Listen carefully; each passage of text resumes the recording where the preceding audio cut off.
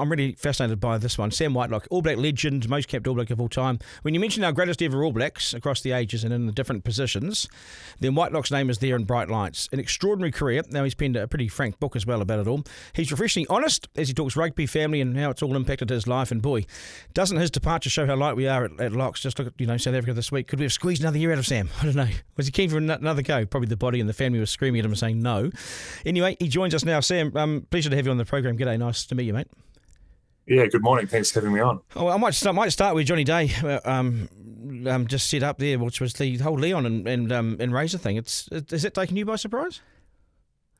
Yeah, it has a little bit. It's one thing, to put yourself forward and go out and become a coach of our awesome team, being the All Blacks. But I think the best thing is they've worked out it's not working, and they've obviously decided to, go separate ways. And from what I understand, it's a little bit of, working out how to work together, and it just wasn't clicking. And the best thing is they've done it, and moving forward. And I think that's the best thing for the team, especially. I haven't talked to many of the guys lately. I've tried to keep a bit of space, but I think that's the best thing. They know where they're heading now, and it's a massive week this week. Yeah, I think you said that well as well, because just if it's not working, get on with it, move on. And I thought Razor dealt with it quite honestly. But did you notice back in 2017 when Leon left the camp, left the Crusaders? Did you think anything was wrong then? No, I wouldn't say at all. Razor and Rangi have got an awesome relationship. They obviously played a lot of rugby together and were very successful doing it. So I'm not sure what's going on, but as I said, it's the best thing for the team going forward and best thing for those guys, because when it's not working, it doesn't help anyone out. Yeah. Hey, great book, by the way. So I've been through this, and it's a really refreshing read, really great read. You don't often get to the most capped All Black of all time writing a book, because you're the first one. So well done. Was it hard to retire? Is it hard to know when the time's right to retire? Yeah, it's very, very humbling having a book out. It's something I never thought I'd ever do, and had a few people teasing me saying, "Oh, you're going to write a book," and I was adamant that it was going to be a no. And got asked a couple of years ago, and the answer was no. And then had a few conversations back and forth, and then was convinced. But I'm so happy that I was convinced to do it, because it's awesome hearing and talking to people that have read it and taken something out of it. And for myself, it's my story, and it still feels weird people want to know about it, because I just still see myself as a regular Kiwi guy, and it's the way I still see myself. And it's kind of a weird feeling seeing it in the shops at the moment. Yeah, and it's selling well too by the looks of things, and so it should too. And you are a regular Kiwi guy. You come across like that, Sam, but you also have achieved amazing things with your rugby, and so you should be so proud. Is it hard to retire? I mean, are you pining for another game? And you look across at South Africa this weekend and think, shit, I'd love to be there. Oh, like these are the games. These games that define you as a player, your team, and everyone tunes in, everyone watches. But at the same time, if no one was watching, it would have the same amount of feeling and impact and pride put out there on the line. So I'll be like everyone else. I'll be up early in the morning watching this massive game, because South Africa are world champs at the moment, and it sucks saying that. We obviously got close, but not close enough.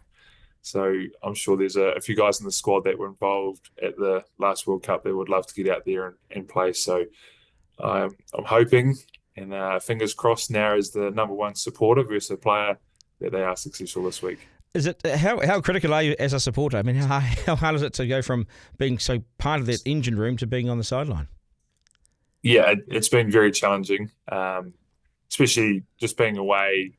So we've only got back to New Zealand a couple of days ago, but the thing is, I still care so much about it, and I think anyone that's played for any team cares about the result, how the people are going, how they're playing, the style, what they need to work on, what they're doing really well, and I'm no different. So when I'm watching, I probably mutter under my breath a little bit. My wife seems to turn off her hearing and lets me just mutter away. Might be the odd naughty word come out, but it's something that I'm going to have to get better at, is watching, because even watching my nieces and nephews, my kids play sport, I can't watch rugby without analysing it and looking at what could be done better, and why did this team score a try or win the game.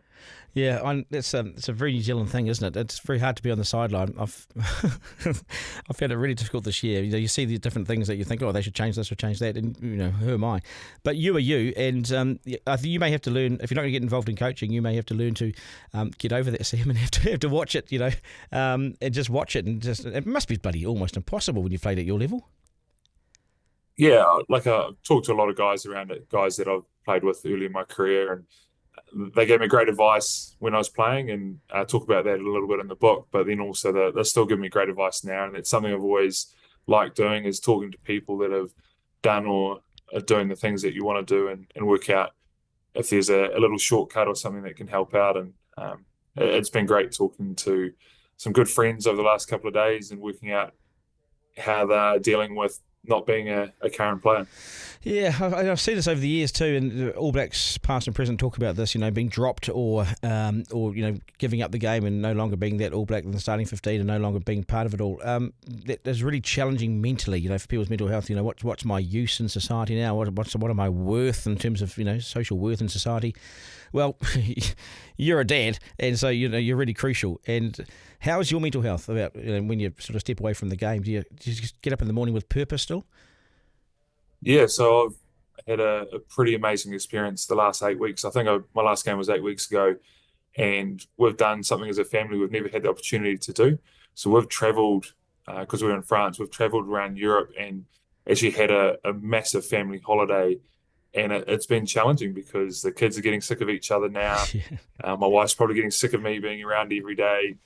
But it's been cool. It's been really, really nice, and it's definitely helped me transition from playing to doing something different. We're heading up to the farm in a couple of days, and we're setting up camp there. So we haven't had a lot of time just to stop and reflect, but it is something that is starting to happen, starting to reflect on some of the things that we've been privileged to experience and achieve in the game of rugby. And rugby is always going to be a part of my life, but it's just looking a little bit different now. Yeah, I suppose you probably want to pinch yourself as well at some stage, Sam, and say, wow, I achieved all that. I know it goes so quickly and it's all over, but and you've got new challenges now with the kids and everything, but it puts into perspective what your wife did while you were away on all these trips and tours and things, and also perspective what you achieved as well. You should be so damn proud of yourself. Yeah, it's something we're not good at as Kiwis. We don't stop and smell the roses and actually enjoy some of those things. But at the same time, I think that's one of our strengths as a country. We don't, kind of hold on to things. Oh, we achieved this 10 years ago. We're always looking for the next thing. The Kiwi, kind of that saying, the number 8 why. Everyone just wants to get on with it and doesn't want to wait for someone to do it for you. And I think that's the cool thing about seeing people all around the world, Kiwis, they want to just get stuck in and achieve something amazing. You say in your book that you're having kids changes you as an All Black. In what way? Your priority is different. When you don't have, wife and kids and a partner, it's all about you. And rugby can be a very selfish sport. But as soon as you've got responsibilities at home, and kids are a great leveler, so all of a sudden you're going, okay, I've got to front up at home, but I've also got to front up on the rugby field. So I've got to be a bit more efficient. And all of a sudden your planning comes into where you really need it to be. And I definitely found when I had my first son, that changed. Then having 2 daughters after that, I felt like my rugby just got better and better because I had to prioritize what was the most important thing. And when I was at training, I was there, but I didn't have time to muck around like I did when I was younger. Yeah, no, you become. I know exactly what you're saying. I've got 4 kids, and your time management becomes so much better, doesn't it? I've got a job to do, but after that, I'm out, boys, because I've got other things that I'm required to do. It's exactly that. You can't go and have that social coffee and catch up with people, which is important at times. But you're like, look, I've got to go pick my son up from kindergarten or school, so you just have to be really efficient, and when it's done, you've got to go. I think it's a great lever too. You've where you come from in the Manawatu there and Fielding and so forth. You head back to these communities, and my kids were born in Fielding, so I know the area, and I know it's a down to earth, humble area, and that's where you find yourself. That's where you find your feet again, isn't it? Yeah, can't wait. We're going back to Fielding on Friday. Going back to Fielding High School, so looking forward to spending a bit of time with some of the old teachers, especially my English teachers, that never thought I'd write a book. So I'm sure they'll be asking a few questions of, how good was Dylan? His obviously sentence structure and grammar and everything was spot on. Where if I had to write it by hand, it would have taken a long time. We wouldn't even be into chapter 1 just yet. But looking forward to seeing all those people that definitely set me up to be successful in my rugby career. How special is it to to head home, and you've got your brothers, of course. A number of you have become All Blacks, like the Barrett family. You're an All Black family. Your dad was a very good rugby player as well, and Manawatu. You were always going to play rugby, weren't you? This was a rugby family.